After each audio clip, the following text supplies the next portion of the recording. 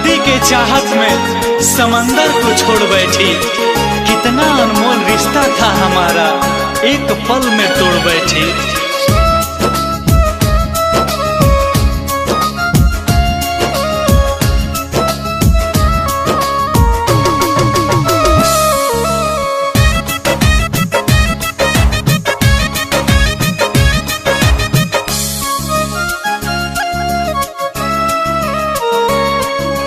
पहिले हंसा के रोइलू हो, आपन कही के भुलैलू हो।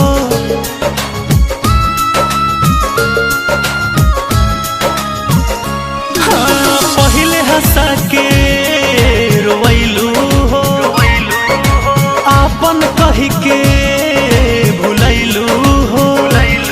जब दिल से गईनी हार हो, ठुकरैलू हमर प्यार हो, तूर दिल नाता अरमान।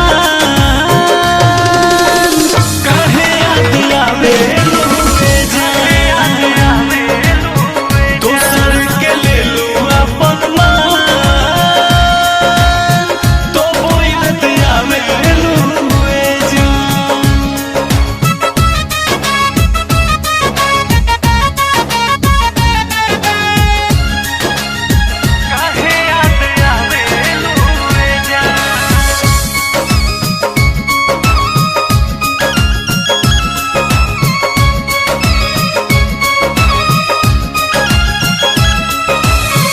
रहे काला चारी यारी तोड़ दिल बाड़ू, मन भर गइल मोह मोड़ ले बाड़ू।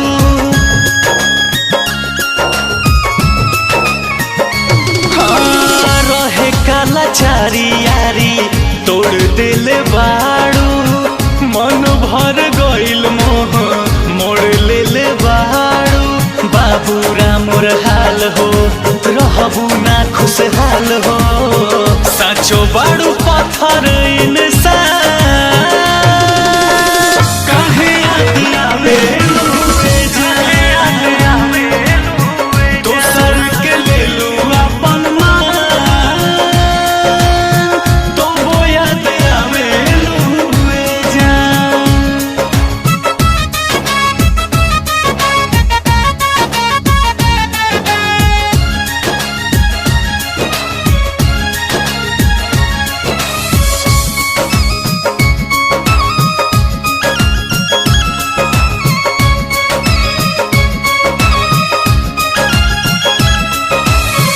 कैले रहुआ दा कबो छोड़ के ना जाइबू, जब खिसियाइब हम तब तू मनाइबू। हाँ, कैले रहुआ दा कबो छोड़ के ना जाइबू, जब खिसियाई है रंजित तब तू मनाइबू। देखा दिलू औकात हो, बुझलू ना जज्बात